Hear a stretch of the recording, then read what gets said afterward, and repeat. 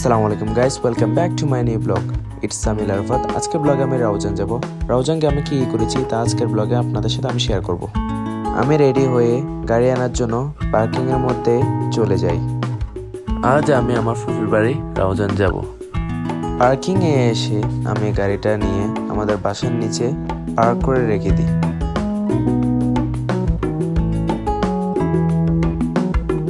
তারপর আমরা নামাজ পড়তে চকবাজার মসজিদে চলে যাই।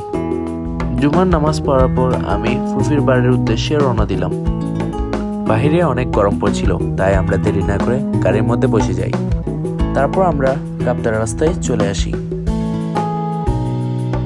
তারপর আমরা মদনাঘাট চলে আসি। তারপর আমরা ফুফির বাড়ির রোডটি দিয়ে ঢুকে যাই।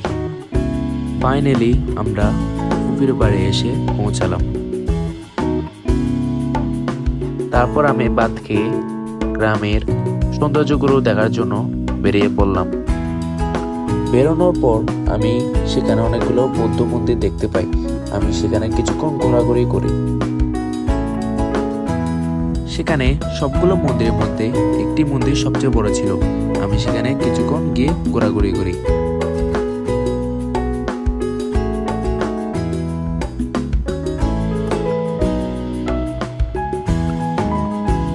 মন্দির থেকে আসার পথে আমি সেখানে ফুটবল খেলা দেখতে পাই।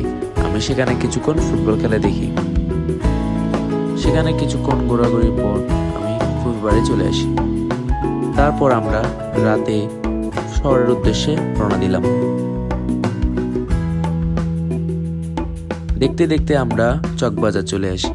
চকবাজার থেকে আমরা সোজা চলে যাই আন্দরকিল্লা। আন্দরকিল্লাতে কিছু জিনিস কিনে আমরা জামাল খান চলে আসি। জামাল খান এসে আমরা সেখানে থেমে ঝালমুড়ি খাই।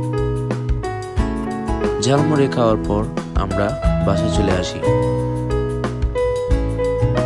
তো গাইস, কেমন লেগেছে আজকের এই ব্লগটি তা আমাকে কমেন্টে জানাবেন। সবাই লাইক, কমেন্ট এবং শেয়ার করে দিন। দেখা হচ্ছে পরবর্তী ব্লগে। আসসালামু আলাইকুম।